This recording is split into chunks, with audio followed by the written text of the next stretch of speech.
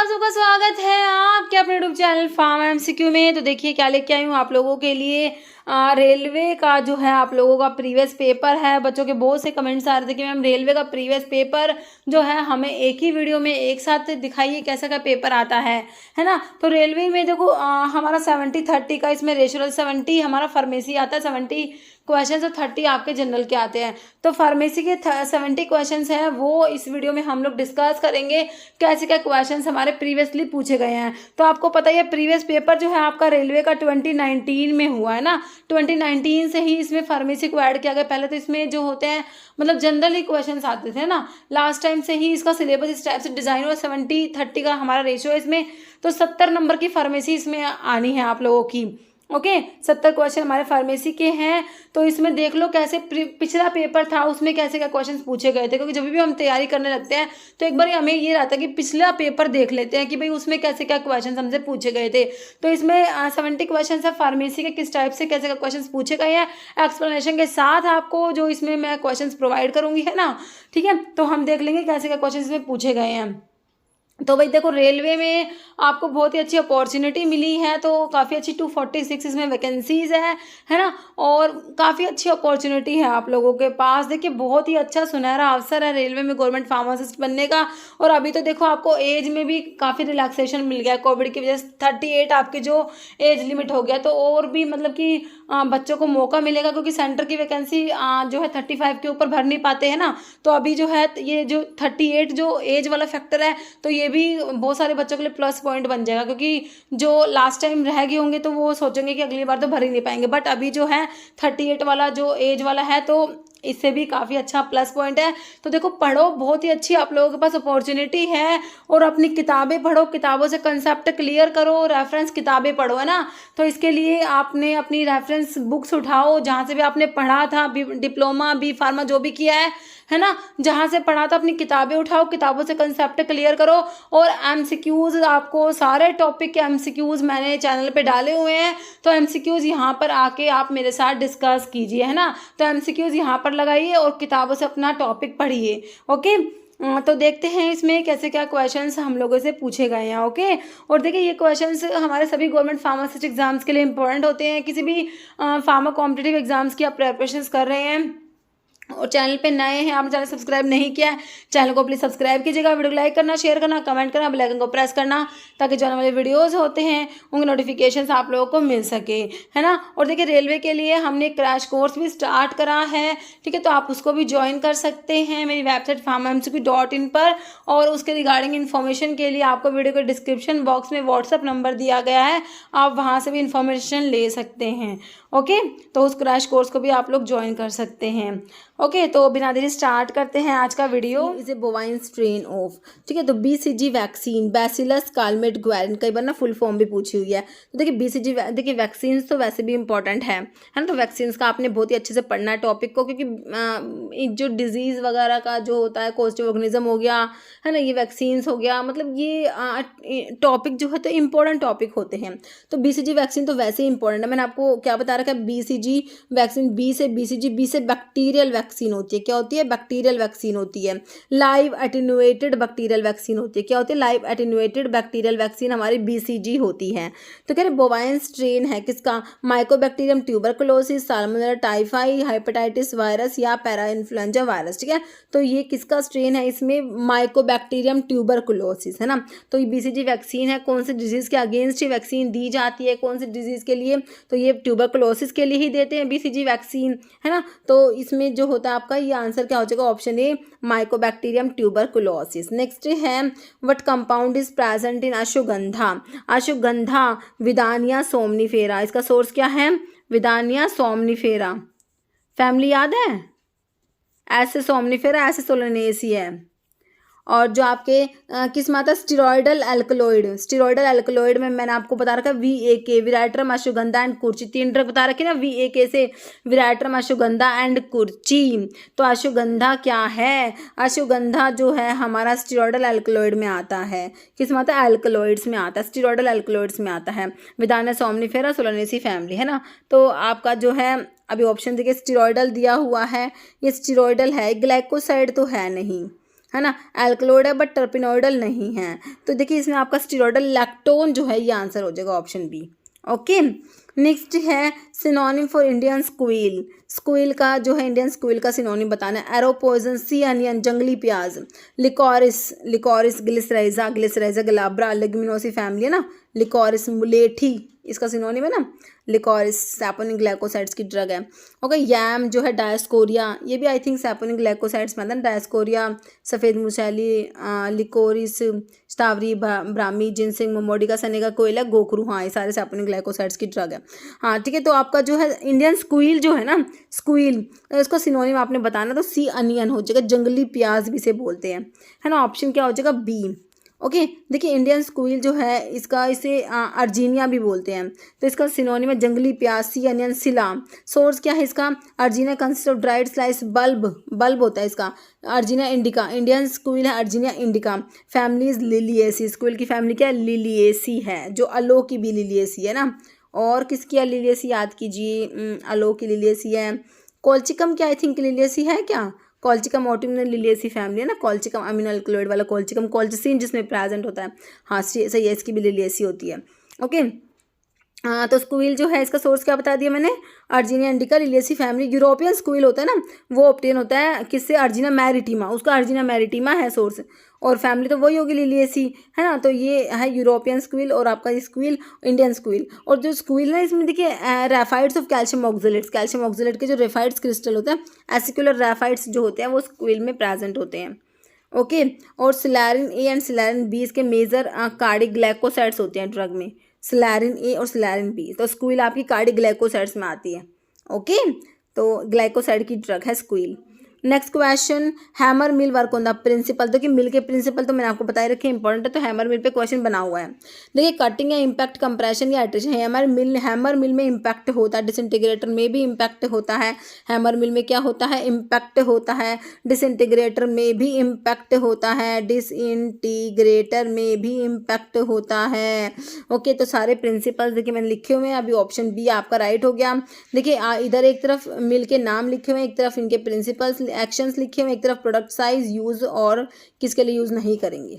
Okay, देखिए cutter मिल में क्या होता है, कटिंग होता है ना। रोलर मिल में कंप्रेशन, हैमर मिल में इम्पैक्ट, डिसइंटीग्रेशन में भी इम्पैक्ट है। बाकी फ्लूइड एनर्जी मिल, बॉल मिल, इनमें इम्पैक्ट एंड एट्रिशन होता है। तो एक बार देखिए कटर मिल का जो है प्रोडक्ट साइज 20 to 80 मैश होता है, किसका, कटर मिल का प्रोडक्ट साइज। और cutter mill is used for fibrous crude animal and vegetable drugs के लिए, फाइब्रस ड्रग जो होगी ना, क्रूड ड्रग होगी, है ना। नॉट यूज्ड फॉर किसके लिए यूज़ नहीं करेंगे, फ्राइबल मटेरियल्स जो होते हैं ना, उनके लिए cutter mill is not used for friable materials. फिर आपका है रोलर मिल। रोलर मिल में क्या आपका प्रिंसिपल है, कंप्रेशन होता है, इसका प्रोडक्ट साइज है 20 to 200 मैश होता है। Roller mill is used for soft material and roller mill is not used for abrasive materials. Okay, hammer mill का प्रिंसिपल इम्पैक्ट बताया, जो डिसइंटीग्रेटर का, दोनों का प्रिंसिपल इम्पैक्ट है। Product size of hammer mill is 4 to 325 mesh. Hammer mill is used for almost all drug, सभी drug के लिए हैमर मिल यूज़ कर लेंगे, but hammer mill is not used for abrasive material के लिए roller mill भी use नहीं करते और हैमर मिल भी यूज़ नहीं करेंगे। डिसइंटीग्रेशन का प्रिंसिपल सेम है जैसा आपका हैमर मिल का है, इम्पैक्ट। डिसइंटीग्रेशन का प्रोडक्ट साइज सेम है जैसा कटर मिल का है, 20 to 80 मैश। और डिसइंटीग्रेशन जो है डिसइंटीग्रेटर यूज़ करेंगे almost all drug including very hard drug, जो बहुत हार्ड ड्रग हुई उनके लिए भी यूज़ करेंगे। And not used for soft and sticky materials जो होते हैं उनके लिए डिसइंटीग्रेटर यूज़ नहीं किया जाएगा। फिर आपकी बॉल मिल है, फ्लूइड एनर्जी मिल है और एजिरनल मिल है। बॉल मिल और फ्लूइड एनर्जी मिल दोनों का प्रिंसिपल क्या है, इम्पैक्ट एंड एट्रिशन होता है। प्रोडक्ट साइज 20 to 200 मैश होता है बॉल मिल का, और फ्लूइड एनर्जी मिल का 1 to 30 माइक्रोन में है, इसका ध्यान रखना है, इसलिए इंपॉर्टेंट क्योंकि इसका अलग है ना, तो इसलिए इंपॉर्टेंट हो जाता है आपका फ्लूइड एनर्जी मिल का प्रोडक्ट साइज। और किसके लिए यूज़ करेंगे, ball mill is used for brittle drugs, है ना, बी से बॉल मिल, बी से ब्रिटल के लिए यूज़ करेंगे। And ball mill is not used for soft materials के लिए यूज़ नहीं करेंगे। Fluid energy mill is used for moderately hard and friable material and fluid energy mill is not used for soft and sticky materials के लिए use नहीं करेंगे, जैसे disintegrator को भी सॉफ्ट एंड स्टिकी मटेरियल्स के लिए यूज़ नहीं कर रहे थे। एजिरनल मिल में क्रशिंग एंड शेयरिंग प्रिंसिपल होता है, प्रोडक्ट साइज होता है 20 to 80 मैश होता है। और जो एजिरनल मिल है ऑलमोस्ट ऑल ड्रग्स के लिए यूज़ करोगे, जैसे आपने हैमर मिल को करा, है ना, और ये यूज़ नहीं करेंगे। स्टिकी मटेरियल्स के लिए आपका एच रनर मिल यूज़ नहीं किया जाएगा। तो ये देखिए मिल के प्रिंसिपल तो याद करने ही करनी है, तो काफ़ी इंपॉर्टेंट है। बाकी प्रोडक्ट साइज भी बन जाता है, जैसे आपका फ्लूइड एनर्जी मिल का पूछते हैं, है ना, किसके लिए यूज़ करेंगे किसके लिए यूज़ नहीं करेंगे ना, तो आपने को वैसे पता सारा ही होना चाहिए। नेक्स्ट क्वेश्चन है, विच one of the following is not a radiation obtain from radio active compound. से रेडिएशन ऑब्टेन होती है ना, कौन कौन सी होती है? बीटा होती है, बिल्कुल होती है, गामा होती है, अल्फा होती है, एप्सिलॉन होती है, क्या बताइए? एप्सिलॉन कोई रेडिएशन नहीं है, तो आंसर क्या हो जाएगा? Option B. नेक्स्ट क्वेश्चन है, एंजियोडीमा is the adverse drug reaction affecting the. देखिए एडवर्स ड्रग रिएक्शन में एंजियोडीमा आता है, इसमें क्या अफेक्ट होता है बताइए? गैस्ट्रोइंटेस्टिनल ट्रैक्ट अफेक्ट होता है, लीवर, पैनक्रियाज या स्किन। तो इसमें क्या होता है? स्किन अफेक्ट होता है आपका, है ना, ऑप्शन क्या हो जाएगा? डी। एंजियोडीमा में क्या होता है? स्वेलिंग होता है, deeper layer of skin, skin की जो डीपर लेयर होती है ना वो स्वेल हो जाती है, कोज बाय बिल्डअप, उनमें ना फ्लूइड बिल्डअप हो जाता है, उसकी वजह से स्किन स्वेल हो जाती है। नेक्स्ट है, लिक्विड मेम्ब्रेन सिस्टम को क्या कहेंगे? और ऑल्सो कोल्ड एज एक्वासोम्स कहेंगे, नैनो कैप्सूल्स कहेंगे, मल्टीपल इमल्शंस कहेंगे, वीरोसोम्स कहेंगे। लिक्विड मेम्ब्रेन सिस्टम और also called as multiple emulsions, क्या कहेंगे? Multiple emulsions. Okay. Next convective mixing is also called as. Convective mixing को और क्या कहोगे? डिफ्यूजिव मिक्सिंग कहोगे, शेयर मिक्सिंग कहोगे, माइक्रो या मैक्रो मिक्सिंग कहोगे, है ना। तो देखिए कन्वेक्टिव मिक्सिंग जो है इसके बारे में लिखा हुआ है, ये कन्वेक्टिव मिक्सिंग को मैक्रो मिक्सिंग कहेंगे। ओके, क्या कहेंगे? Macro mixing. It is convective mixing is also known as macro mixing. तो ऑप्शन क्या हो जाएगा आपका? डी हो जाएगा, macro mixing. Okay, convective mixing is also known as macro mixing, option D. देखिए प्रिंसिपल मैकेनिज्म होता है सॉलिड सॉलिड मिक्सिंग में, कौन कौन से होते हैं? सॉलिड सॉलिड की मिक्सिंग में जैसे आपके पाउडर्स की मिक्सिंग के लिए, है ना, कन्वेक्टिव मिक्सिंग होता है, डिफ्यूजिव मिक्सिंग होता है और आपका शेयर मिक्सिंग होता है। कन्वेक्टिव मिक्सिंग को मैक्रो मिक्सिंग कहते हैं, जो आपसे क्वेश्चन में पूछा हुआ है। डिफ्यूजिव मिक्सिंग को माइक्रो मिक्सिंग कहता है, कन्वेक्टिव मिक्सिंग को मैक्रो मिक्सिंग कहेंगे और डिफ्यूजिव मिक्सिंग को माइक्रो मिक्सिंग कहेंगे। और ओके ध्यान रखना। नेक्स्ट है reaction between acid and base. देखिए एसिड और बेस के बीच में रिएक्शन होती है to give a salt and water, है ना। देखिए एसिड है आपका, जैसे आपका कोई भी एसिड ले लीजिए, CH3COOH, है ना, एसिटिक एसिड, या फिर HCl ले लीजिए, है ना। तो एसिड एंड बेस NaOH ले लीजिए, सोल्ट एंड वाटर बनेगा, NaCl बन जाएगा प्लस H2O वाटर बन जाएगा। तो कह रहे हैं एसिड एंड बेस के बीच में रिएक्शन होगी to give a salt and water is known as, कैसी रिएक्शन है ये? न्यूक्लियोफिली का डबल डिकम्पोजिशन है, कंबशन है या न्यूट्रलाइजेशन। देखिए इस टाइप की केमिस्ट्री के बेसिक क्वेश्चन भी RRB में पूछे जाते हैं। ओके, तो इस टाइप का ना बेसिक आपको केमिस्ट्री का बेसिक पता होना चाहिए। ओके, तो न्यूट्रलाइजेशन रिएक्शन होता है। नेक्स्ट क्वेश्चन है, alcohol react with carboxylic acid in the presence of inorganic acid to form. Alcohol जो है आपका ROH, है ना, ये रिएक्ट करे कार्बोक्सिलिक एसिड RCOOH। तो कह रहे हैं कि in the presence of inorganic acid to form, तो इससे क्या बनेगा? है ना, अल्कोहल और एसिड जुड़े, है ना, तो वाटर मॉलिक्यूल रिलीज हो जाएगा, तो क्या बनेगा? RCOOR, है ना, ये बनेगा ना। तो इसमें देखिए मेरी केमिस्ट्री जो है इतनी अच्छी नहीं है, तो आप देख लेना कुछ गलती हो तो इसमें। ओके, तो इसमें जो है क्या बनेगा? अमाइड बनेगा, तो ये अमाइड तो नहीं लग रहा, एस्टर है, एल्डिहाइड है या ईथर है, तो क्या है ये भाई देख लो। तो ये एस्टर है ना, ऑप्शन बी हो जाएगा, एस्टर। नेक्स्ट है, इसमें लिखा हुआ है compound formed by reaction of alcohol and acid carboxylic acid is ester. Next है chapter 3 of drug and cosmetic 1940 and rules 1945। देखिए ड्रग एंड कॉस्मेटिक एक्ट कब आया? 1940 में आया। इसके रूल्स कब आए? 1945 में आए, ध्यान रखना है। तो एक्ट उनके ईयर भी इंपॉर्टेंट है। ड्रग एंड कॉस्मेटिक एक्ट 1940 में आए, इसके रूल्स 1945 में आए। कह रहे इसका चैप्टर 3 जो होता है गिव्स इन्फॉर्मेशन, किसके बारे में इन्फॉर्मेशन देता है? ड्रग एंड कॉस्मेटिक एक्ट जो है इसके डिफरेंट डिफरेंट चैप्टर्स हैं। आपसे चैप्टर नंबर 3 के बारे में पूछा है। देखिए DTAB drug technical advisory board, देखिए constitution of DTAB, central drug laboratory and drug consultative committee, इन सबकी कॉन्स्टिट्यूशन जो होती है ना वो तो आपका चैप्टर नंबर 2 में आती है। चैप्टर नंबर 3 में क्या आएगा ये बताना है। Manufacture sale and distribution of drug and cosmetics, ये आपका चैप्टर नंबर 4 में आता है। चैप्टर नंबर 3 में आएगा import of drug and cosmetics, option C हो जाएगा। Import of drug and cosmetics है ना, वो आपका चैप्टर नंबर 3 में आएगा। चैप्टर नंबर 4 में मैंने आपको बता दिया manufacturing sale and distribution of drug and cosmetics. And आपका जो है प्रोविजंस रिलेटेड टू आयुर्वेदा सिद्धा यूनानी ड्रग्स, ये आपका 4A में आएगा। और chapter number 5 is miscellaneous, chapter number जो 1 रह गया 1 इंट्रोडक्टरी होता है, इंट्रोडक्शन होता है ना। तो ये चैप्टर्स हैं आपके ड्रग एंड कॉस्मेटिक एक्ट के, डिफरेंट डिफरेंट चैप्टर्स हैं, तो इंपॉर्टेंट है। देखिए आपका जो है ये प्रीवियस पेपर है, तो आप इसको देख के चलिए कैसे क्या क्वेश्चंस से पूछे जा रहे हैं ना, बहुत इंपॉर्टेंट आप लोगों के लिए। ठीक है, तो आपके जो है चैप्टर नंबर 3 में क्या आ गया? क्या आ गया? Import of drug and cosmetics आ गया ना। तो देखिए अभी मैंने लिखा भी हुआ है इसमें, ड्रग एंड कॉस्मेटिक एक्ट जो है it is divided into 5 chapters and 18 parts, है ना। तो इसके 5 चैप्टर्स, आपके फार्मेसी एक्ट में भी 5 चैप्टर है, ड्रग एंड कॉस्मेटिक एक्ट में भी 5 चैप्टर्स है। तो फर्स्ट में इंट्रोडक्शन आ गया। चैप्टर नंबर 2 में क्या है, constitution of DTAB, drug technical advisory board, drug consultative committee है, सेंट्रल ड्रग लैबोरेटरी, इन सबकी कॉन्स्टिट्यूशन आती है। चैप्टर नंबर 3 में import of drug and cosmetics आएगा। चैप्टर नंबर 4 में manufacturing, sale, distribution of drug and cosmetics. 4A में क्या आएगा, प्रोविजंस रिलेटेड टू आयुर्वेदा, सिद्धा, यूनानी ड्रग्स। चैप्टर 5 इज मिसलेनियस, जो बच्चे कुछ रह जाते हैं ना वो चैप्टर नंबर 5 में आ जाएंगे।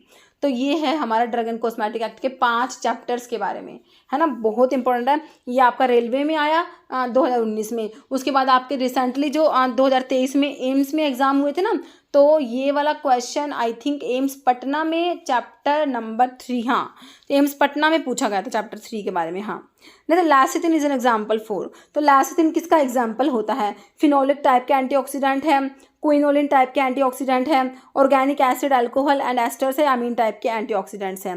लैसिथिन पढ़ते हैं ना, लैसिथिन जो आपकी किस में आता है, ये फॉस्फोलिपिड्स में। मैंने आपको लिपिड्स के बारे में पढ़ाया तो उसमें बताया था फॉस्फो जो आपके कंपाउंड लिपिड्स होते हैं, है ना, तो उसमें फॉस्फोलिपिड्स होते हैं, ग्लाइकोलिपिड्स होते हैं, है ना। तो फॉस्फोलिपिड्स में हमारा लैसिथिन और सिफेलिन आया था, है ना। तो लैसिथिन इज एन एग्जाम्पल 4। तो क्या है ये देखिए एक टाइप का क्या होता है, अमीन टाइप का क्या होता है, ये आपका एंटीऑक्सीडेंट होता है।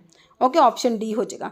जैसे sodium bicarbonate is commonly known as, तो इनऑर्गेनिक केमिस्ट्री के सिनोनिम्स तो इंपॉर्टेंट है ही हैं, मतलब कि बिल्कुल बेसिक से क्वेश्चन बनते हैं यहाँ से और मतलब इजी होते हैं क्वेश्चन, है ना। Sodium bicarbonate is commonly known as, देखिए कॉस्टिक सोडा NaOH होता है आप लोगों का, सोडियम हाइड्रोक्साइड, है ना। रोचेलस सोल्ट होता है sodium potassium tartrate, sodium potassium tartrate होता है।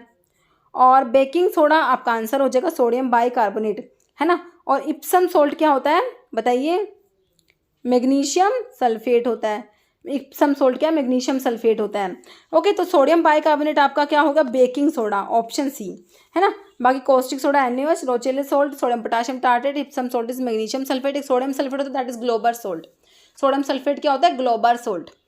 नेक्स्ट है electro reducible substance can be determine by, electro reducible substance को डिटरमाइन करोगे किससे, एम्पीरोमेट्री से, पोटेंशियोमेट्री से, कैलोरीमेट्री से, कंडक्टोमेट्री से।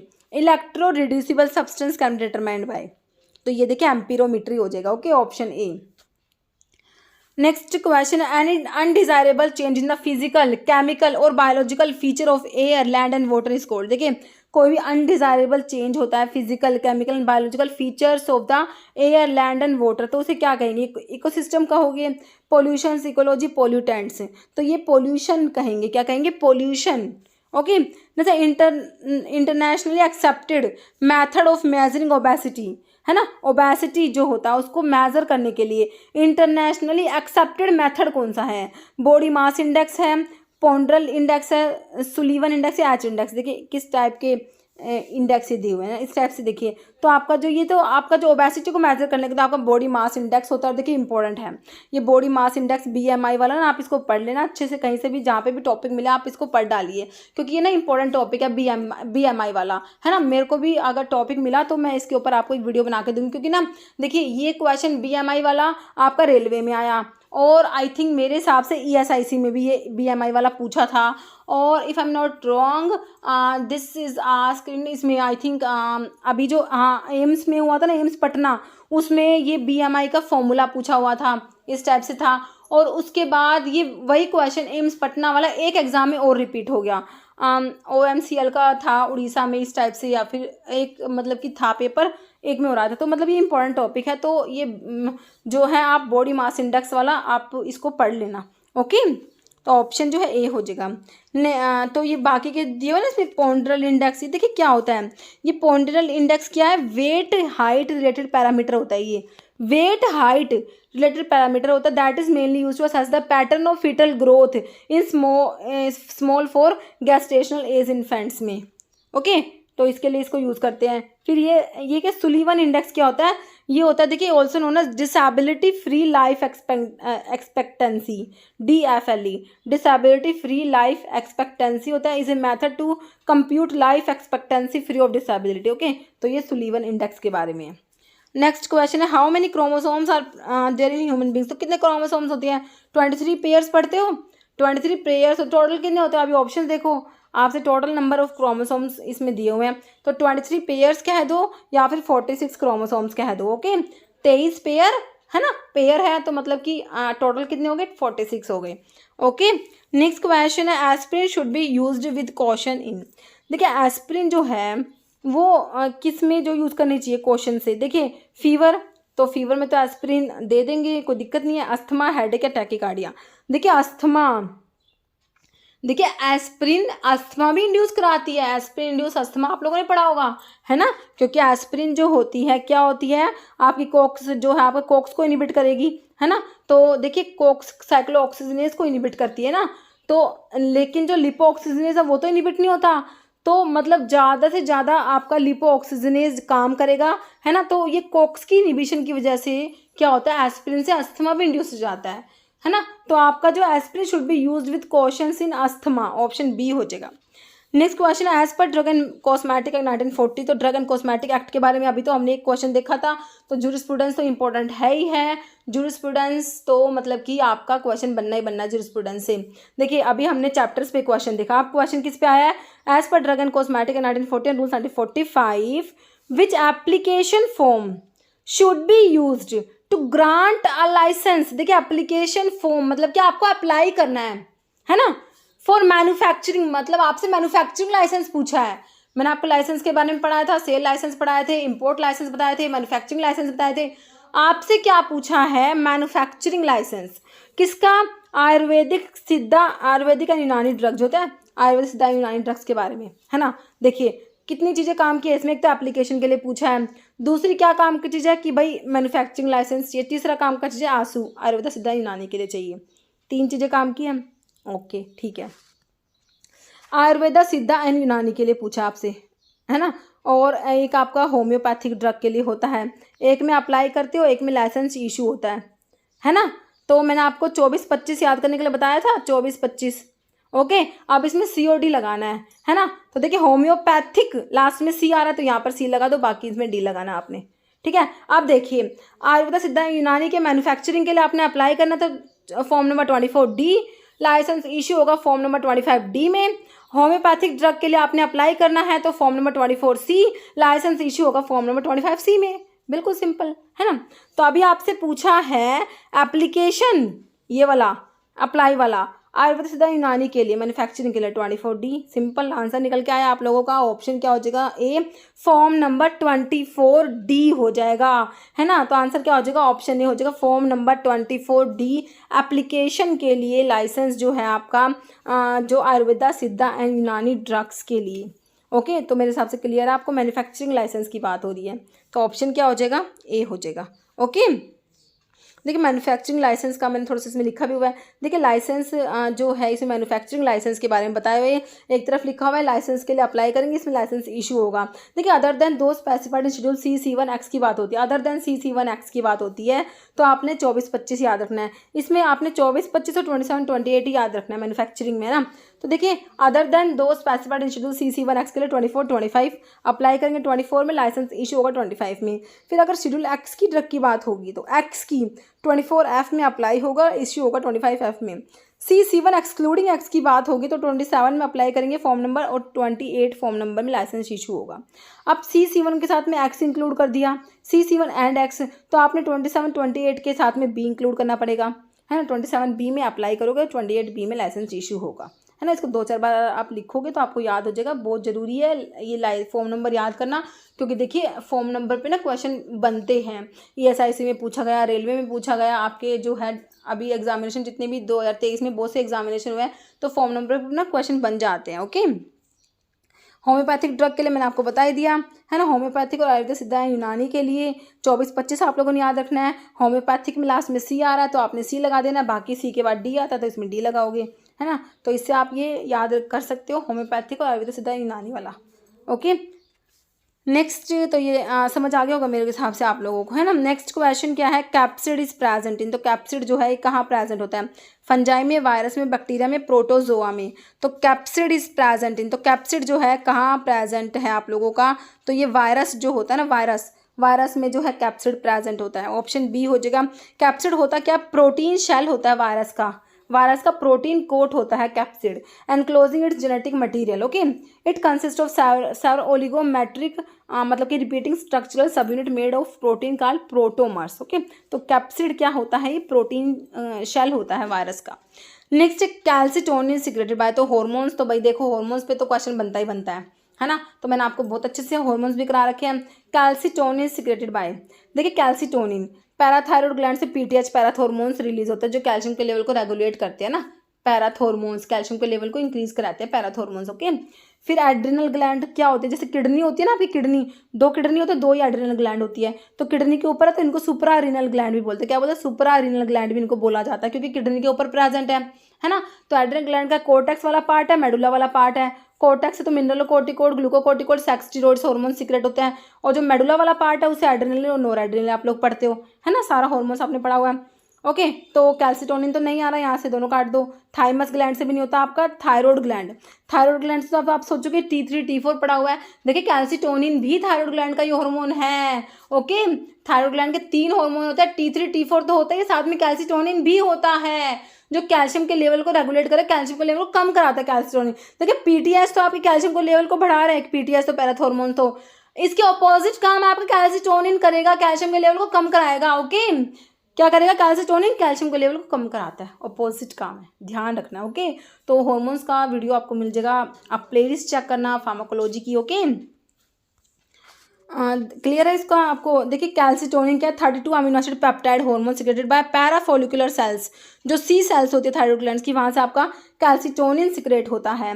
It acts to reduce blood calcium, calcium को कम कराएगा ये, opposing the effect of parathormones का इफेक्ट को अपोज करेगा। पैराथॉर्मोन्स कैल्शियम के लेवल को इंक्रीज कराते हैं, कैल्सिटोनिन कैल्शियम के लेवल को डिक्रीज करा रहा है। ओके, नेक्स्ट क्वेश्चन है transformation of larva into an adult through the drastic change is called. देखिए इस टाइप के बेसिक क्वेश्चन भी पूछे जाएंगे एग्जामिनेशन में। Transformation of larva into an adult through drastic change, Metamorphosis, menopause, reverse osmosis, budding, तो क्या कहोगे इसे, मेटामॉर्फोसिस। क्या कहोगे, मेटामॉर्फोसिस, ऑप्शन ए। नेक्स्ट है अंडर विच शेड्यूल, शेड्यूल पे क्वेश्चन ना आए ऐसा तो हो ही नहीं सकता, अपना एग्जाम हो गवर्नमेंट फार्मासिस्ट का और आपका शेड्यूल पे क्वेश्चन ना बने, ऐसा तो मेरे हिसाब से तो हो ही नहीं सकता है ना। शेड्यूल्स पे क्वेश्चन तो बनने बनने और बिल्कुल ना एक तरीके से ना बहुत ही बिल्कुल सीधे क्वेश्चन होते हैं, बिल्कुल डायरेक्ट क्वेश्चन होता है शेड्यूल्स के, आप कभी भी देखना है ना। Under which schedule good manufacturing practices of Ayurveda, सिद्धा एंड फॉर ऑल यूनानी ड्रग्स आर डिस्क्राइब। देखिए अभी आपसे पूछा जीएमपी के लिए, किसके लिए, जीएमपी के लिए। देखिए वैसे तो जीएमपी के लिए शेड्यूल एम पढ़ते हो आप लोग, लेकिन बात हो आयुर्वेदा, सिद्धा, यूनानी की जीएमपी की, तो कौन सा शेड्यूल आएगा अब ये बता दो। अगर शेड्यूल वाला मेरा वीडियो आप लोगों ने देखा है ना, तो ये क्वेश्चन तो गलत मतलब कि कर ही नहीं सकते आप, किसी भी तरीके से चाहो तो भी गलत नहीं कर सकते अगर आप लोगों ने मेरा शेड्यूल का वीडियो देखा है तो। देखिए शेड्यूल जेड, शेड्यूल था क्या, था ही नहीं। टी वाला एस या एम, शेड्यूल एस किसका था, S, schedule S standard for कोस ऐसा रहा है इसमें, cosmetics, standard for cosmetics. M में आपका जीएमपी, देखिए ऑप्शन में जानबूझ के आपको कंफ्यूज करने के लिए शेड्यूल एम दिया है ना, क्योंकि बच्चा ना जीएमपी देखते ही एम टिक करके आएगा। मतलब बहुत से बच्चे ऐसे हैं जिन्होंने जीएमपी देखा जब ये 2019 वाला पेपर हुआ था, है ना, तो मतलब कि गुड मैन्युफैक्चरिंग प्रैक्टिसेस देखते ही उन्होंने क्या करा, शेड्यूल एम टिक कर दिया, है ना। तो आपका जो है, लेकिन ये तो पढ़ो कि गुड मैन्युफैक्चरिंग प्रैक्टिसेस आयुर्वेदा, सिद्धा एंड यूनानी की बात हो रही है, तो शेड्यूल एम नहीं होता, शेड्यूल टी होता है। अगर जीएमपी की बात होगी आयुर्वेदा, सिद्धा एंड यूनानी के लिए, तो आप लोग क्या करोगे, शेड्यूल टी करोगे। बाकी एक आपने M1 M2 M3 भी पढ़ा होगा, M1 M2 और M3 की भी आपको याद होगा, है ना। HCM मैंने आपको बता रखा है ना। GMP होम्योपैथिक प्रेपरेशंस के लिए, GMP कॉस्मेटिक्स के लिए, GMP मेडिकल डिवाइसेस के लिए HCM से बता रखा है ना। GMP for homeopathic preparation schedule M1, GMP for cosmetics M2, GMP for medical devices M3, ये भी आप याद रखना, इंपॉर्टेंट है। और आपकी आयुर्वेदा, सिद्धा, यूनानी की बात तो मैंने आपको बताई दी, GMP के लिए शेड्यूल टी हो गया। ओके, नेक्स्ट है commonly use spice, clove, clove, clove मतलब लौंग, क्लोव, यूजीनिया कैरियोफाइलेसियस, क्लोव की फैमिली बता दो बहुत जल्दी से, क्लोव की फैमिली क्या होती है, क्लोव की फैमिली क्या बता रखी है, Myrtaceae.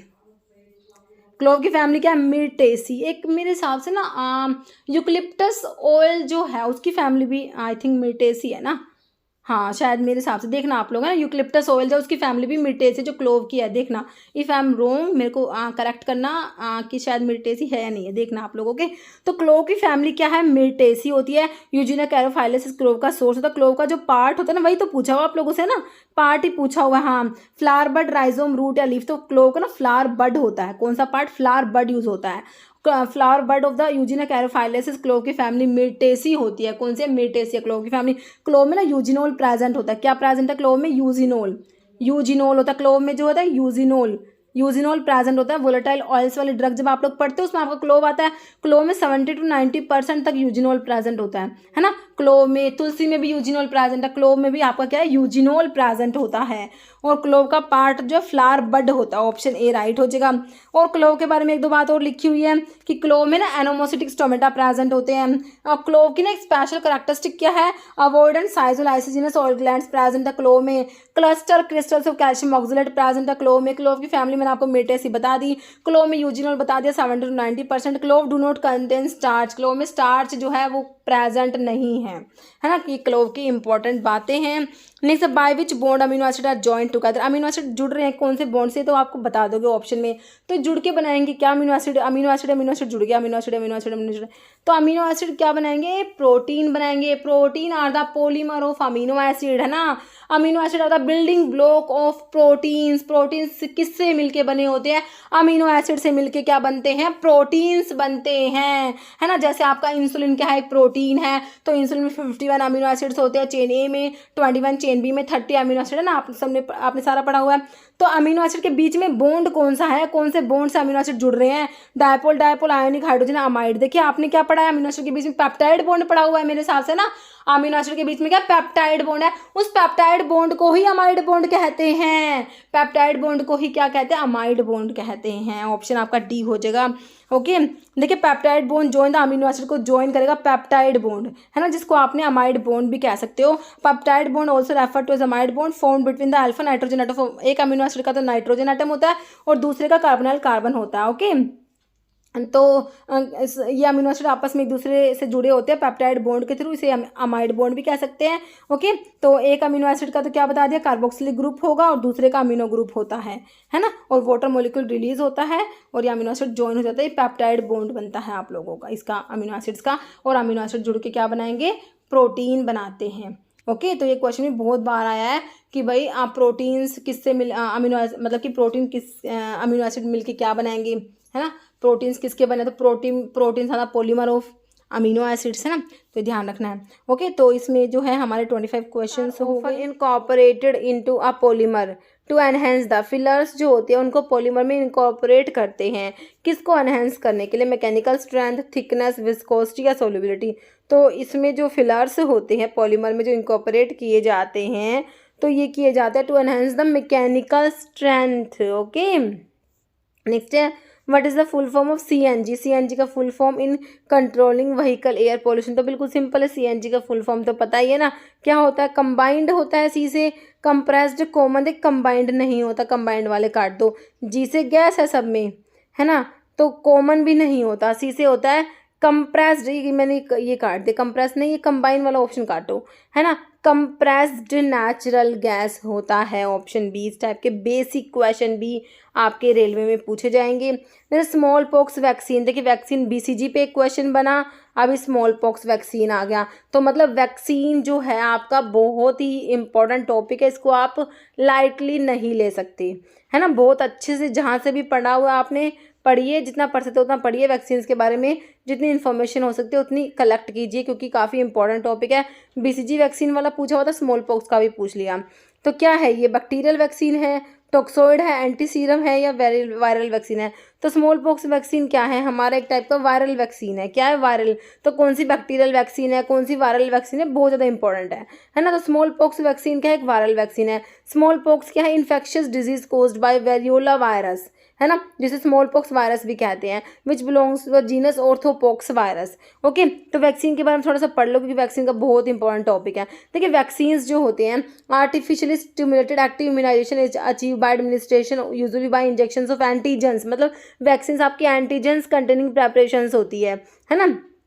Antigen used are micro organisms होते हैं या उनके प्रोडक्ट होते हैं, the preparation contain them are known as vaccine. तो वैक्सीन क्या होती है, antigens containing preparations are known as vaccine. से क्वेश्चन भी बन सकता है ना। वैक्सीन के preparations of antigenic substance, vaccine से डिफरेंट टाइप्स की होती है। आपकी बैक्टीरियल वैक्सीन है, वायरल वैक्सीन है, रिकेट्सियल वैक्सीन है, टॉक्सोइड्स भी होते हैं। ये डिफरेंट टाइप की वैक्सीन है। तो बहुत बार तो ये बन गया, जैसा अभी पूछा हुआ था स्मॉल पॉक्स वैक्सीन क्या है, किस टाइप की है, तो वायरल वैक्सीन है।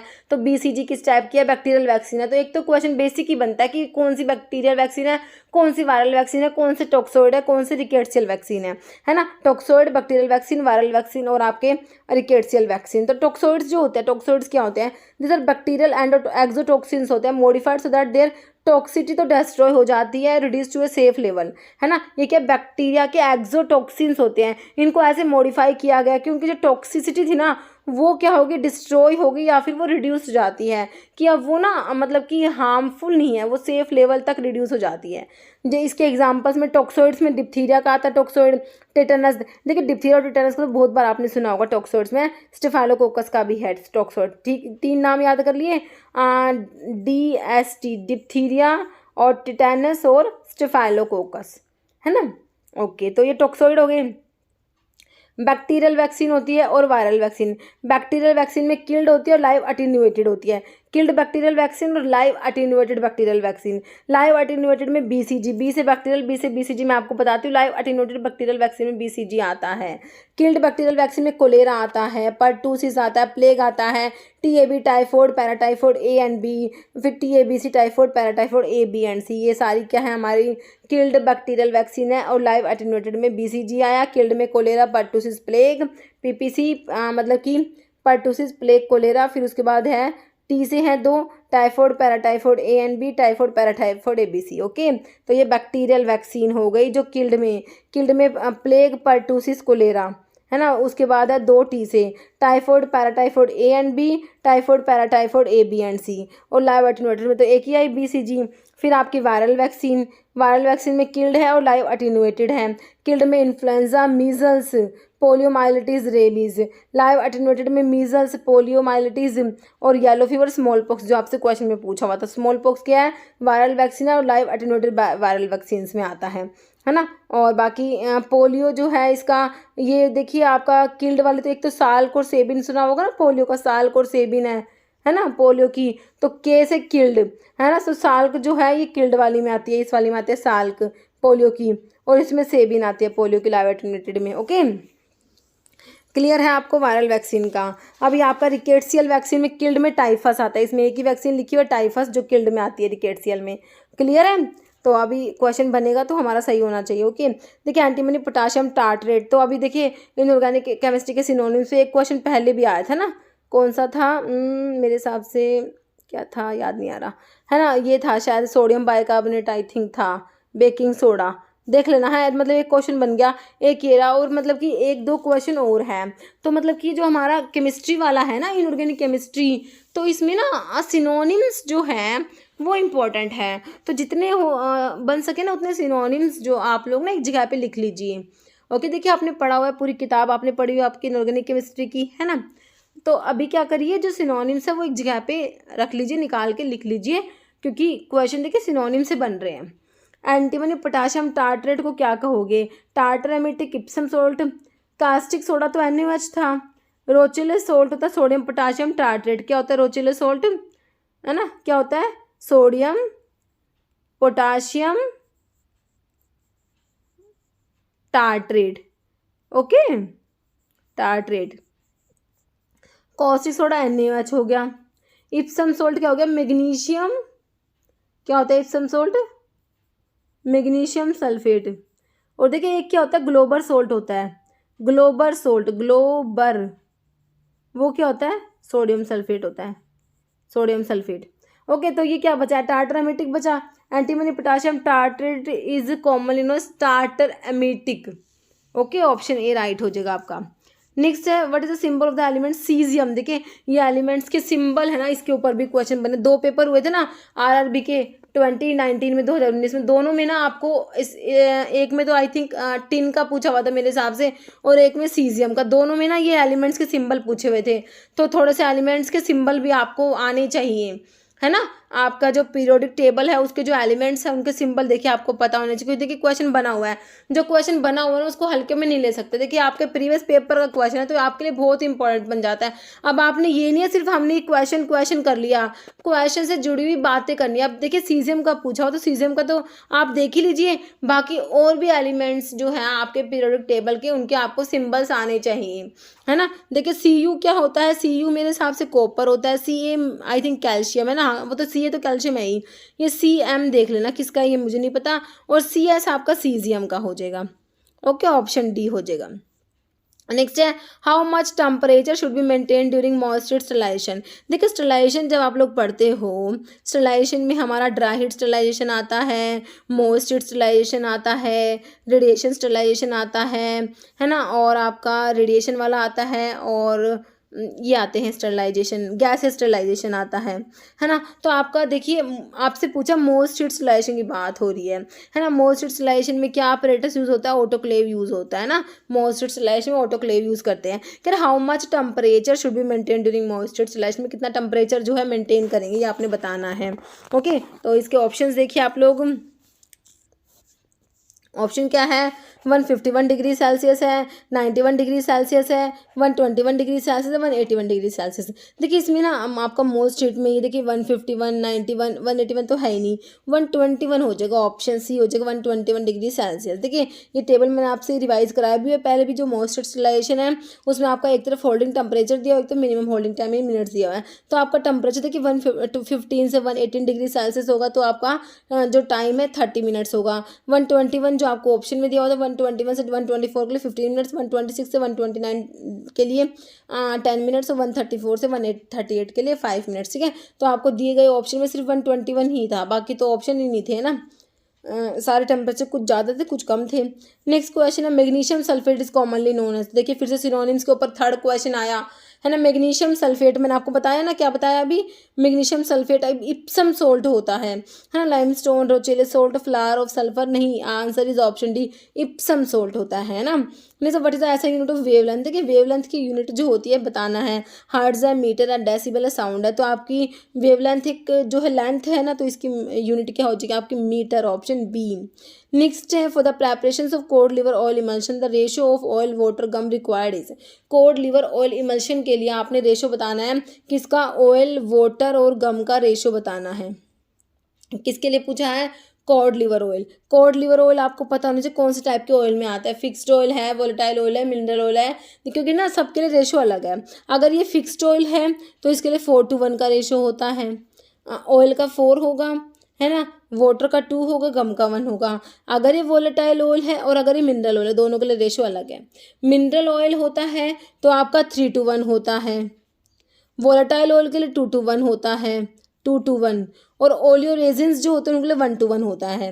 अब आपको ये पता होना चाहिए कॉड लिवर ऑयल कौन सा टाइप का ऑयल है, फिक्स्ड ऑयल है, वोलेटाइल ऑयल है, मिनरल ऑयल है। देखिए मिनरल ऑयल में तो आपका क्या आता है, मिनरल ऑयल में लिक्विड पैराफिन आता है ना, तो लिक्विड पैराफिन का अगर पूछते तो आप 3:1 कह देते, है ना। वोलेटाइल ऑयल में जैसे कि आपके टर्पेंटाइन ऑयल हो गया, है ना, सिनेमॉन ऑयल हो गया, turpentine oil, cinnamon oil, peppermint oil हो गया, तो ये हमारे क्या है, वोलेटाइल ऑयल है, इनके लिए रेशियो 2:1 हो गया।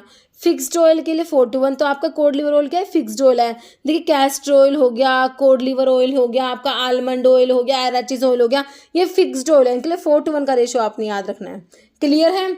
तो इमल्शंस के ऊपर मैंने वीडियो बनाया हुआ, आप देखना सारे डाउट्स इमल्शंस के आपके क्लियर हो जाएंगे, वो वीडियो आप लोग देख लेते हो तो 4:1 ऑप्शन बी राइट हो जाएगा। नेक्स्ट क्वेश्चन, तो इसमें ये लिखा हुआ है। नेक्स्ट है cod liver oil fixed oil, तो प्राइमरी इमल्शन रेशियो 4:1 हो जाएगा ऑयल वाटर गम का। Okay, source of vincristine, vincristine, vinblastine, विन का एल्कलॉइड होता है, विन का एल्कलॉइड। विन का जो होता है आपका इंडोल एल्कलॉइड्स में आता है, किस में आता है, इंडोल एल्कलॉइड्स में, है ना। तो विन क्रिस्टिन, विन ब्लास्टिन ऑप्टेन होता है विनका से। विनका का सोर्स है कैथरंथस रोजियस, कैथरंथस रोजियस, फैमिलीज एपोसाइनेसी। और विनका का सिनोनिम क्या होता है, पेरीविंकल होता है। क्या होता है, पेरीविंकल। तो पूछा क्या, source of vincristine, vincristine का आपसे सोर्स तो पूछा है, तो मैंने आपको बताया ना, विनका नहीं दिया हुआ, तो विनका का वो दिया हुआ है, विनका का सोर्स आपका क्या है, कैथरंथस रोजियस। देखिए आपको ऑप्शन डी में दिया कैथरंथस रोजियस।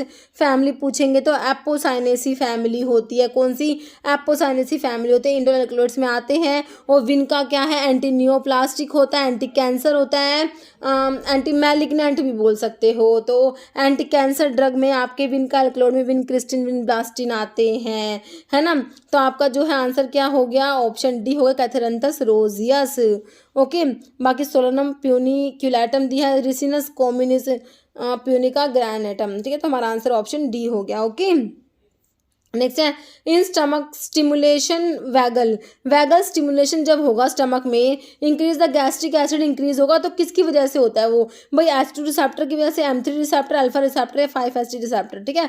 तो वैगल स्टिमुलेशन से जो HCl आपका गैस्ट्रिक एसिड इंक्रीज होता है, तो वो M3 रिसेप्टर्स यहाँ पर काम करेंगे, ऑप्शन आपका बी हो जाएगा। ओके, जैसे type 3 of drug master file, जो ड्रग मास्टर फाइल है DMF, तो गिव्स इन्फॉर्मेशन। टाइप 3 जो ड्रग मास्टर फाइल किसके बारे में इंफॉर्मेशन देगा, ड्रग के सब्सटेंस के बारे में, पर्सनल फैसिलिटीज के बारे में, पैकेजिंग मटेरियल से एक्सीपिएंट्स के बारे में। तो टाइप 3 के बारे में पूछा है, तो ये ऑप्शन जो है पैकेजिंग मटेरियल वाला ऑप्शन सी हो जाएगा, ठीक है। तो इसमें देखिए 5 टाइप आता है, type 1, type 2, type 3, type 4, type 5। Type 3 आपसे पूछा हुआ था, तो आप एक बार सारे देख लो, है ना। देखिए इस टाइप से क्वेश्चन भी आते हैं। टाइप 1 में आपका manufacturing site, facilities, operating procedures, personnel आएगा। टाइप 2 में drug substance intermediate and material used in their preparations और ड्रग प्रोडक्ट आएगा। टाइप 3 में पैकेजिंग मटेरियल आएगा। टाइप 4 में एक्सीपिएंट्स, कलरेंट्स, फ्लेवर, इसेंस और material used in their preparations. Type 5 FD accepted reference information. Okay, next है absorption of radiation can be measured by using. तो radiation का absorption को measure किससे करेंगे, कि भाई फ्लेम फोटोमीट्री यूज करोगे, वोल्टामीट्री, स्पेक्ट्रोफोटोमीट्री या पोलैरिमीट्री। तो देखिए स्पेक्ट्रोफोटोमीट्री यूज किया जाएगा, ऑप्शन सी। नेक्स्ट है axis is a bone of. तो आपका पढ़ते हो ना, फर्स्ट तो आपकी एटलस होती है, सेकंड एक्सिस होती है ना। तो देखिए किसकी बोन है ये एक्सिस, बस स्कल की है, स्पाइनल कोड की है, लेग की है या फिर फोर आर्म की है। तो ये बोन होती है किसकी, स्पाइनल कोड की होती है। ओके, ऑप्शन बी हो जाएगा। नेक्स्ट क्वेश्चन है डिहाइड्रेशन ऑफ एल्कोहल। देखिए एल्कोहल का डिहाइड्रेशन होगा लीड्स टू द फॉर्मेशन। तो मैंने आपसे कहा था बेसिक केमिस्ट्री पे क्वेश्चन बनेंगे, है ना। तो आपने देखा था एसिड और बेस को मिलाया, सोल्ट एंड वाटर बना, वो क्वेश्चन पूछा हुआ था। एक एल्कोहल वाला पूछा था, अल्कोहल प्लस वो एसिड था, उससे क्या बना है ना, एस्टर बना था, उस टाइप वो क्वेश्चन था।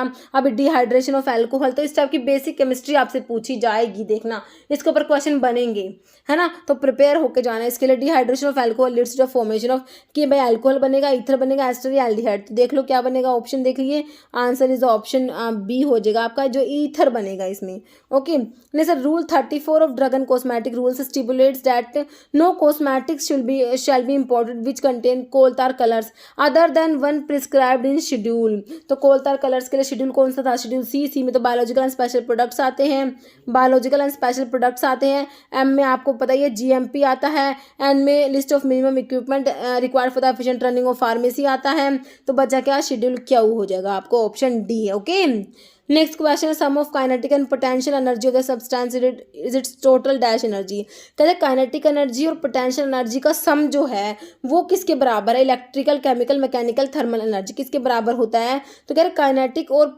पोटेंशियल एनर्जी का सम होता है ना, वो किसके इक्वल होता है, वो मैकेनिकल एनर्जी के इक्वल होता है, ऑप्शन सी हो जाएगा। Okay, sum of kinetic energy and potential energy of an object is called mechanical energy से कहते हैं। जैसे a test which measures the ability of a compound to diminish the concentration of sugar in the blood. कह रहे hyperglycaemic है, glucose tolerance test, liver function है hypoglycaemic.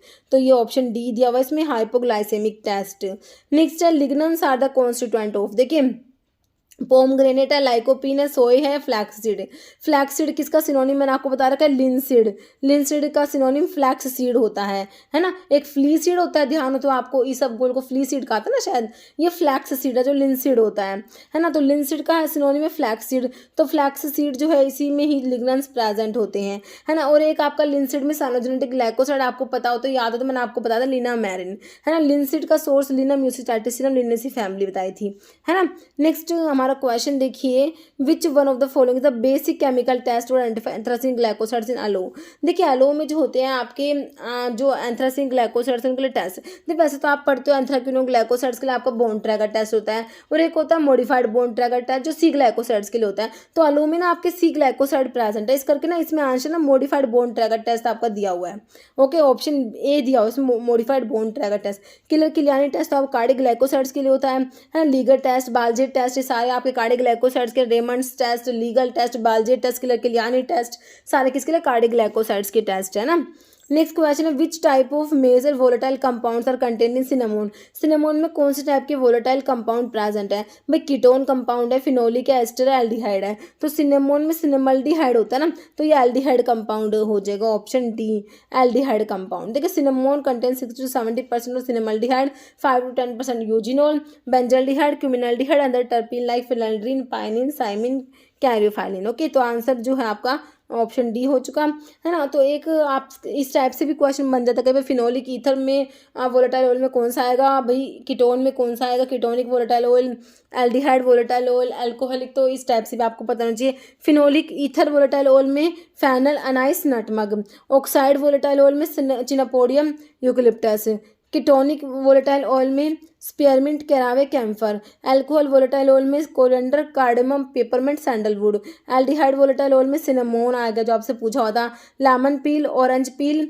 ये पील है, पील, ऑरेंज पील, एंड आपका सिट्रोनिला ऑयल, फिनोल वोलेटाइल ऑयल में clove, Easter volatile oil में गोल्थिरिया lavender, hydrocarbon volatile oil में turpentine, black pepper. Okay, next देखिए रिसेप्टर के ऊपर है, जी प्रोटीन कपल रिसेप्टर्स के बारे में है ना। तो देखिए bundle of 7 alpha helix as a bundle of 4 alpha helix. तो अल्फा हेलिक्स ही बताया हुआ है कि भाई कितने बंडल अल्फा हेलिक्स के, 7, 4, 6 या 5, तो 7 होते हैं ये, है ना। तब इनको हेप्टा हेलिकल रिसेप्टर भी कहते हैं, जी प्रोटीन कपल रिसेप्टर को। तो बंडल ऑफ 7 अल्फा हेलिक्स हो जाएंगे, ऑप्शन ए। नेक्स्ट क्वेश्चन है, mild shampoos are prepared with amphoteric surfactant, anionic surfactant, non ionic या कटायन। देखिए एम्फोटेरिक सर्फेक्टेंट जो होते हैं ना आपके बहुत ही माइल्ड होते हैं, है ना। तो जैसे बेबी शैम्पूज होते हैं, है ना, उनमें ये एम्फोटेरिक ही सर्फेक्टेंट्स होते हैं। तो माइल्ड शैम्पूज के लिए ना ये एम्फोटेरिक वाले यूज़ करे जाएंगे, ऑप्शन ए। ओके, नेक्स्ट है साउंड कैन नॉट ट्रैवल। तो साउंड का ट्रैवल कहाँ नहीं होता, वाटर में, एयर में, वैक्यूम में, स्टील में। तो साउंड जो होती है वैक्यूम में ट्रैवल नहीं कर सकती है ना, ऑप्शन सी हो जाएगा। नेक्स्ट है calamine lotion is an example for solid liquid phase of mixing, liquid liquid phase mixing है, soluble solid liquid phase mixing, liquid gas phase mixing. तो ये solid liquid phase of mixing का example होता है आपका calamine lotion. While supplying mobile phase by mechanical pump which device is required to smooth out the pulses. ठीक है, HPLC के ऊपर क्वेश्चन दिया हुआ है ये। तो इंजेक्शन, गोज, टेम्परेचर या डैम्पिंग। तो इसका आंसर क्या हो जाएगा आपका, ऑप्शन डी हो जाएगा, डैम्पिंग। ओके, नेक्स्ट क्वेश्चन है, spreading coefficient is a factor to be considered in the preparations of lotions, elixirs, ointments, solutions. तो ये स्प्रेडिंग कोफिशिएंट जो is a factor to be consider किसकी प्रेपरेशंस में consider किया जाता है, लोशंस के लिए होता है ये। ओके, नेक्स्ट है sigma minus method is use to determine. तो सिग्मा माइनस मेथड किसको डिटरमाइन करने के लिए यूज़ करेंगे, भाई मेटाबॉलिक रेट कांस्टेंट को, एब्जॉर्प्शन रेट कांस्टेंट को, एक्सक्रीशन रेट कांस्टेंट को, या एलिमिनेशन रेट कांस्टेंट। तो ये एलिमिनेशन रेट कांस्टेंट को डिटरमाइन करने के लिए यूज़ किया जाएगा। नेक्स्ट देखिए आपका हेटेरोसाइक्लिक कंपाउंड्स क्या होते हैं। देखिए आप जब ऑर्गेनिक कंपाउंड्स पढ़ते हैं कि भाई ऑर्गेनिक कंपाउंड्स है ना, तो ऑर्गेनिक कंपाउंड्स जो होते हैं ये एक तो आपके ओपन चेन कंपाउंड्स होते हैं। क्या होता है, ओपन चेन कंपाउंड्स, जिन्हें हम एसाइक्लिक कंपाउंड्स भी कहते हैं। क्या बोलते हैं, एसाइक्लिक या एलिफेटिक कंपाउंड्स भी कहते हैं, है ना। एसाइक्लिक या एलिफेटिक कंपाउंड्स, ये तो ओपन चेन की बात होगी। फिर आपके क्लोज्ड चेन कंपाउंड्स होते हैं, क्लोज्ड चेन कंपाउंड्स होते हैं। ओपन चेन कंपाउंड जैसे ओपन चेन में जैसे आपका CH3, CS2, CS2, CH3, ये आपका 4 कार्बन वाला ब्यूटेन हो गया, है ना। तो ये क्या है, ओपन चेन है। ए साइक्लिक भी बोल सकते हो इसको, ओपन चेन, ए साइक्लिक या एलिफेटिक कंपाउंड। ये आपके ओपन चेन कंपाउंड की कहानी हो गई। क्लोज्ड चेन कंपाउंड्स जो होते हैं, क्लोज्ड मतलब कि वो क्लोज्ड हैं, क्लोज्ड चेन कंपाउंड्स हैं। तो क्लोज्ड चेन कंपाउंड्स जो होते हैं इनको आप साइक्लिक भी बोल सकते हो। क्या बोल सकते हो, साइक्लिक कंपाउंड्स भी बोल सकते हो क्लोज्ड चेन कंपाउंड्स को। अब आपके क्लोज्ड चेन कंपाउंड्स होते हैं ना, उसमें एक तो आपके होते हैं होमोसाइक्लिक कंपाउंड्स। क्या होते हैं, होमोसाइक्लिक, और एक होता है हेटेरोसाइक्लिक। क्या होता है, होमोसाइक्लिक और हेटेरोसाइक्लिक कंपाउंड्स होते हैं। किसमें क्लोज्ड चेन कंपाउंड्स जो हैं ये तो होमोसाइक्लिक होंगे और ये हेटेरोसाइक्लिक होंगे। होमोसाइक्लिक जिसमें सिर्फ कार्बन एटम प्रेजेंट होंगे, है ना। होमोसाइक्लिक मतलब कि जिसमें कार्बन जो रिंग होती है ना उसमें सिर्फ कार्बन एटम प्रेजेंट है, वो होमोसाइक्लिक कंपाउंड्स होते हैं। होमोसाइक्लिक में सिर्फ कार्बन एटम प्रेजेंट है। अब होमोसाइक्लिक में आपके एरोमेटिक भी हो सकता है जिसमें बेंजीन रिंग प्रेजेंट होगी, और एसाइक्लिक कंपाउंड्स भी होते हैं। मतलब एसाइक्लिक एलिसाइक्लिक बोलते हैं उनको, एलिसाइक्लिक बोलेंगे, ठीक है। एरोमेटिक और एलिसाइक्लिक हो जाते हैं आपके होमोसाइक्लिक में। तो ये होमोसाइक्लिक की कहानी होगी जिसमें कि जो है सिर्फ कार्बन एटम प्रेजेंट होंगे रिंग में, कोई दूसरा एटम प्रेजेंट नहीं हो सकता। अब हेटेरोसाइक्लिक कंपाउंड्स जो होते हैं ना, हेटेरोसाइक्लिक, ये देखिए ऐसे साइक्लिक कंपाउंड्स है, साइक्लिक कंपाउंड्स में आ रहा है ऐसे साइक्लिक कंपाउंड्स है जिनकी रिंग में कार्बन के अलावा दूसरा हेटेरो एटम प्रेजेंट होता है। जैसे कार्बन तो प्रेजेंट है ही, साथ में मतलब नाइट्रोजन हो सकता है, सल्फर हो सकता है, ऑक्सीजन हो सकता है, मतलब हेटेरो एटम प्रेजेंट होते हैं, है ना। तो ये हेटेरोसाइक्लिक कंपाउंड्स ऐसे साइक्लिक कंपाउंड्स होते हैं, है ना। आ तो cyclic closed chain compound cyclic compounds ही पढ़ रहे हो, उनमें आपके होमोसाइक्लिक हेटेरोसाइक्लिक आए। तो हेटेरोसाइक्लिक कंपाउंड ऐसे साइक्लिक कंपाउंड्स होते हैं जिनकी रिंग में कार्बन के अलावा दूसरा हेटेरो एटम प्रेजेंट होता है। हेटेरो एटम मतलब नाइट्रोजन हो गया, सल्फर हो गया, ऑक्सीजन हो गया। तो मेरे हिसाब से आपको समझ आ रहा है ना। तो आपसे हेटेरोसाइक्लिक कंपाउंड्स का पूछा है, तो हेटेरोसाइक्लिक कंपाउंड क्या होंगे, साइक्लिक कंपाउंड्स होंगे। अभी ऑप्शंस देखिए, alicyclic compounds, cyclic compounds, open chain compounds. तो आपके जैसे ओपन चेन कंपाउंड्स मैंने आपको स्टार्टिंग में बताया, इनको तो एसाइक्लिक भी बोल दोगे आप, या फिर एलिफैटिक कंपाउंड्स भी बोल सकते हो, है ना। एलिफैटिक कंपाउंड्स तो हेटेरोसाइक्लिक तो होते ही नहीं, तो ऑप्शन काट दो। नॉन साइक्लिक तो ये भी नहीं होगा। साइक्लिक कंपाउंड्स है या फिर एलिसाइक्लिक, एलिसाइक्लिक तो होमोसाइक्लिक का पार्ट था, है ना। होमोसाइक्लिक देखे थे ना हमने, होमोसाइक्लिक कंपाउंड जिसमें सिर्फ कार्बन एटम होता है, तो उसमें एरोमेटिक कंपाउंड्स थे और दूसरे एलिसाइक्लिक थे। तो ये तो आपके एलिसाइक्लिक तो किस में आते हैं, होमोसाइक्लिक जो है उसमें आते हैं। ओके, तो हेटेरोसाइक्लिक कंपाउंड्स क्या है, साइक्लिक आपके क्या होती है, ये साइक्लिक कंपाउंड्स होते हैं जिसमें आपका कार्बन के अलावा दूसरे हेटेरो एटम प्रेजेंट होते हैं। तो मेरे हिसाब से आपको क्वेश्चन समझ आ गया होगा, ऑप्शन बी क्लियर है ना। नेक्स्ट क्वेश्चन देखिए, dash is the synthetic polymer. Synthetic polymer बताना है आपने भाई। कैप्रोलैक्टोन है, ग्लियाडिन दिया है, ये पिल्यूलन दिया है, चिटोसन दिया है आपको, तो कैप्रोलैक्टोन हो जाएगा, ऑप्शन ए हो जाएगा इसका। ओके, सिंथेटिक पॉलीमर है ये। Next, erection of rat tail is observe by. देखिए रैट की जो टेल होती है वो इरेक्शन हो जाता है उसका, है ना। ये ऑब्जर्व करते हैं आफ्टर कौन सी जो इनमें से ड्रग है उसको एडमिनिस्टर करेंगे ना, तो रैट की जो टेल है वो इरेक्ट हो जाएगी। देखिए नॉन ओपियोइड एनाल्जेसिक में, COX-1 इनहिबिटर में, ओपियोइड एनाल्जेसिक या COX-2 इनहिबिटर, तो कौन से ड्रग को देने से ये आपको देखने को मिलेगा। तो कह रहे कि भाई जब आप ओपियोइड एनाल्जेसिक दोगे ना तो इरेक्शन ऑफ रैट टेल आपको देखने को मिलेगा। Okay, next question, Brownian motion is observed if particle size is reduce to. तो ब्राउनियन मोशन ऑब्जर्व होगा, पार्टिकल साइज को रिड्यूस करोगे, कितना रिड्यूस करोगे भाई, 6 माइक्रोन, 8 माइक्रोन, 2 माइक्रोन या 4 माइक्रोन। तो particle size is reduce to 2 micron. Okay, जैसे who introduce the mutation theory. अब म्यूटेशन थ्योरी को किसने इंट्रोड्यूस किया भाई, कैमिलियो गोल्गी दिया है, एडवर्ड जेनर, वॉन बेयर या ह्यूगो डी वरीज। तो म्यूटेशन थ्योरी जो है किसने दी थी, तो ह्यूगो डी वरीज हो जाएगा ना इसका, ऑप्शन डी हो जाएगा। जैसे liquid oral preparations of which 1 or 2 large dose of about 50 ml are given in a single dose container is known as। तो ये आपकी जो डोजेस फॉर्म है, तो मैंने आपको बता रखा है कि भाई डोजेस फॉर्म है ना उनकी सबके आपको वन लाइन डेफिनेशन तो आनी ही चाहिए, है ना भाई। जैसे आपके लोशंस हैं, लिनीमेंट्स हैं, एलिक्सर्स हैं, आपके ये टिंचर्स हैं, ड्रोट्स हैं, ड्रॉप है, आई ड्रॉप, ईयर ड्रॉप, मतलब जितने भी आपके डोजेस फॉर्म की वन लाइन डेफिनेशन तो आपको आनी चाहिए, है ना। तो डोजेस फॉर्म का मैंने एक वीडियो बनाया, बहुत ही अच्छा वीडियो है वो, मैं आपको इस प्लेलिस्ट में प्रोवाइड कराऊंगी। ओके, कह रहा है कि liquid oral preparations of which 1 or 2 large dose of about 50 ml are given in a single dose container. तो वो क्या है, लिंटस, टिंचर, ड्रोट या, तो ये आपके ना ड्रोट होते हैं, ठीक है। क्या होता है, ड्रोट, ऑप्शन क्या हो जाएगा, सी हो जाएगा। Okay, draught. और बाकी एक बारी डेफिनेशन लिखी हुई मैंने एक दो। ड्रॉप्स की डेफिनेशन क्या है, ड्रॉप्स आपके क्या होते हैं, लिक्विड प्रेपरेशंस होते हैं, मींट फॉर ओरल एडमिनिस्ट्रेशन के लिए होते हैं ये। ऑयल सोल्यूबल विटामिन जैसे विटामिन ए, विटामिन डी जो होते हैं concentrates in fish liver oil are prescribed as drops for administration, ठीक है। ड्रॉप्स क्या है, liquid preparations meant for oral administration. फिर आपके लिंक्टस क्या होते हैं, linctus viscous liquid and oral preparations होती है that are generally prescribe for relief of cough, cough के रिलीफ के लिए प्रिस्क्राइब किए जाते हैं लिंक्टस। ओके, नेक्स्ट हमारा बफर के ऊपर क्वेश्चन है।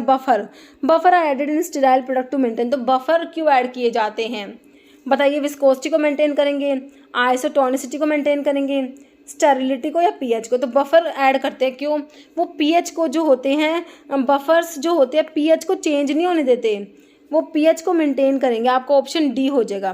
देखिए बफर होते क्या हैं? Buffer is a type of solution that resist change, large change in its pH value इधर by adding small amount of acid और base to the buffer solution. ठीक है, बफर क्या है? आपका जो पीएच को चेंज नहीं होने देते, है ना। तो देखिए बफर के बारे में आपके एसिडिक बफर, बेसिक बफर होते हैं, भी थोड़ा सा आपको पता होना चाहिए, है ना। क्या पता एग्जाम में क्वेश्चन। तो टाइप ऑफ बफर भी मैंने यहाँ पे लिखा हुआ है।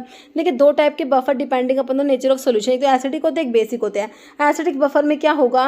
It is formed by mixing a solution of weak acid. तो इसमें क्या होगा? एसिडिक बफर में वीक एसिड होगा and the salt of this weak acid with strong base. देखिए वीक एसिड होगा जैसे आपका CH3COOH, है ना, and the salt of this weak acid with strong base. अब इसका वीक एसिड का सोल्ट बनेगा स्ट्रॉन्ग बेस के साथ में, जैसे NaOH स्ट्रॉन्ग बेस है, उसके साथ में इसका सोल्ट बना लो। ठीक है, ये बन गया, है ना। तो NaOH के साथ में ये जो एसिड का सोल्ट बना दिया, है ना। तो कह रहे हैं वीक एसिड एंड इसका सोल्ट विद स्ट्रॉन्ग बेस, है ना, and the salt of this weak acid with strong base. ये एसिडिक बफर का एग्जाम्पल हो जाएगा। एसिडिक बफर में क्या? वीक एसिड होगा और उस वीक एसिड का सोल्ट होगा स्ट्रॉन्ग बेस के साथ में। जैसे आपको एग्जांपल में sodium acetate and acetic acid, मैंने आपको ये बता दिया, ये दिया हुआ है। तो ये हो गया एसिडिक बफर। बेसिक बफर में क्या होगा? वीक बेस होगा। एसिडिक में वीक एसिड था, बेसिक में वीक बेस होगा and the salt of this weak base with strong acid. तो इसके एग्जाम्पल में क्या पढ़ोगे आप? क्या है? Weak base. वीक बेस तो आपका अमोनियम हाइड्रोक्साइड हो गया and the salt of this weak base with strong acid. तो HCl के साथ में इसका सोल्ट बना दोगे तो NH4Cl बन जाएगा। तो ये आपका बेसिक बफर का एग्जांपल हो गया, है ना। तो पूछ लेते हैं भाई, क्वेश्चन बन जाता है कि एसिडिक बफर क्या है, बेसिक बफर क्या है। तो एसिडिक बफर में तो क्या है? वीक एसिड है और उसका सोल्ट होता है वीक एसिड का किसके साथ में? स्ट्रॉन्ग बेस के साथ में। Weak acid and the salt of this weak acid with strong base, ये तो एसिडिक बफर हो गया। बेसिक बफर में weak base and the salt of this weak base with strong acid, है ना। तो एसिडिक में तो वीक बेस होगा और स्ट्रॉन्ग एसिड का सोल्ट होगा इस वीक बेस के साथ में, और बेसिक में, है ना। और एसिडिक में weak acid and the salt of this weak acid with strong base, है ना। तो मेरे हिसाब से आपको क्लियर हो गया है। ओके, क्वेश्चन बनते हैं इस पे। नेक्स्ट है Entamoeba histolytica belongs to the class. तो एंटामीबा हिस्टोलिटिका कहाँ पढ़ते हो? क्या कराता है एंटामीबा हिस्टोलिटिका? तो अमीबियासिस पढ़ते हो ना, अमीबियासिस। अमीबियासिस में आपकी ड्रग जो मेट्रोनिडाजोल दी जाती है, मेट्रोनिडाजोल जो इमिडाजोल डेरिवेटिव होता है, नाइट्रोइमिडाजोल इट इज़, है ना, नाइट्रोइमिडाजोल होता है मेट्रोनिडाजोल, है ना। तो ये ड्रग अमीबियासिस में यूज़ की जाती हैं। तो एंटामीबा हिस्टोलिटिका अमीबियासिस कोज कराता है। ओके, तो क्या है ये? प्रोटोजोआ है, बैक्टीरिया, वायरस, फंगस। तो ये क्या है? एक टाइप का प्रोटोजोआ होता है। क्या होता है?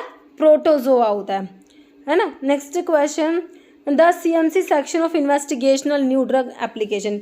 देखिए investigational new drug application, CMC section of investigational new drug application should be bound in a black press border binder, red polyethylene binder, green press border binder या ऑरेंज प्रेस बॉर्डर बाइंडर। तो ये answer हो जाएगा green press border binder. देखिए इस type के question बने हुए हैं आपके, देखिए ये प्रीवियस पेपर है, क्वेश्चन आए हुए हैं इस टाइप के। तो अब जो आप क्या एक्सपेक्ट करोगे, आपका जो पेपर होगा उसमें भी इस टाइप के क्वेश्चन मिलेंगे आपको। ओके, जैसे indicate the problem in the dose form when camphor and menthol are added together.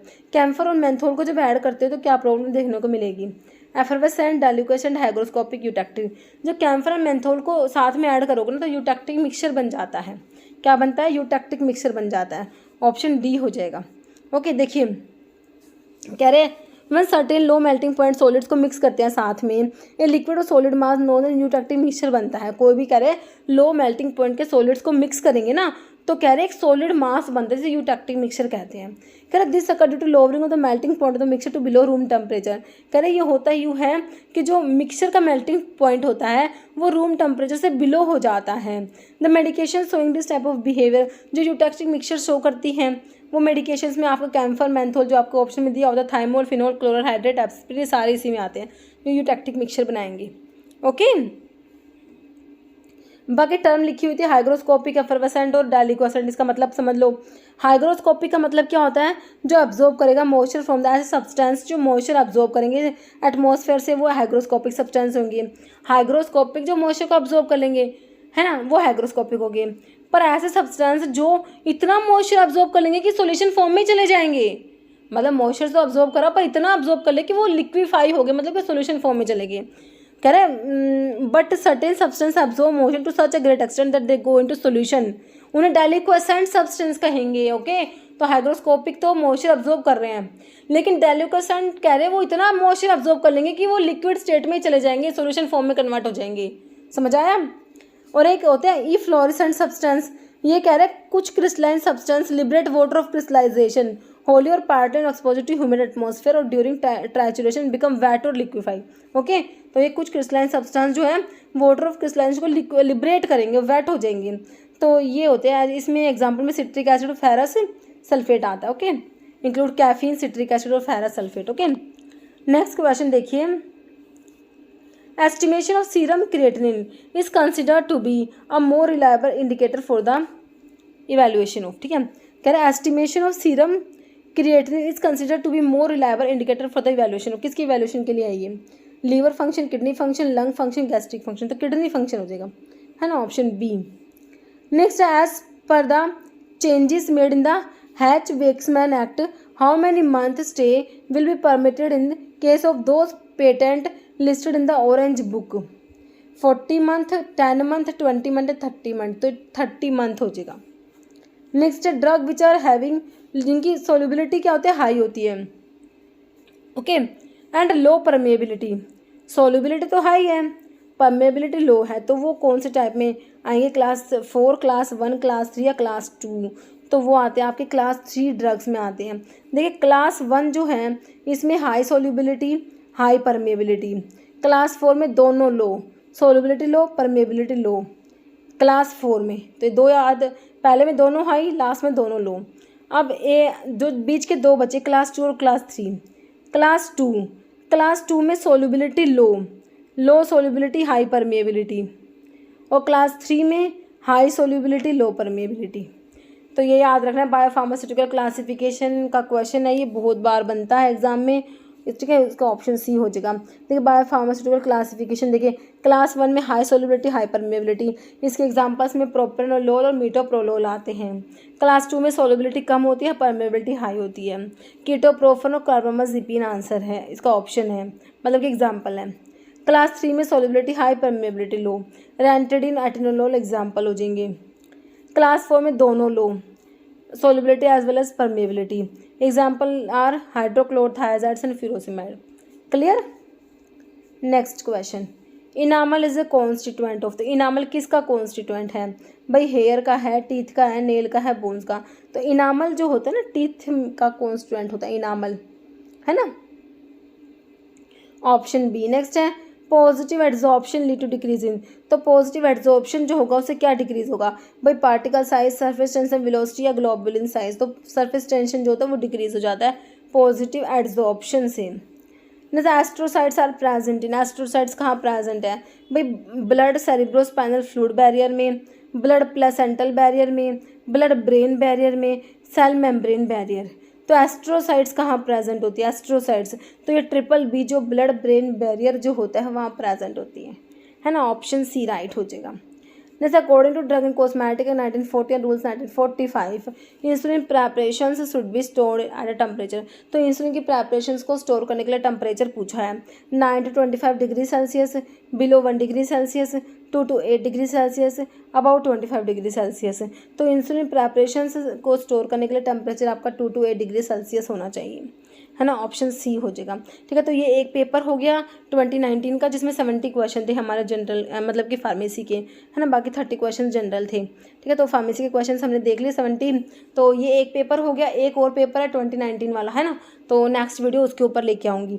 Okay, अभी देखिए क्वेश्चन है हमारा जिसका आंसर आप लोग कमेंट बॉक्स में हमेशा की तरह देते हैं। Enamel is a constituent of hair, teeth, nail या बोन्स। ओके, तो इसका आंसर जो है आप लोगों ने कमेंट बॉक्स में देना है। इस वीडियो में इतना ही। अगर आपको वीडियो अच्छी लगी तो लाइक करना, शेयर करना, चैनल पर नए हैं तो मेरे आप लोगों से रिक्वेस्ट है कि चैनल को प्लीज़ सब्सक्राइब जरूर करना। Okay, thank you.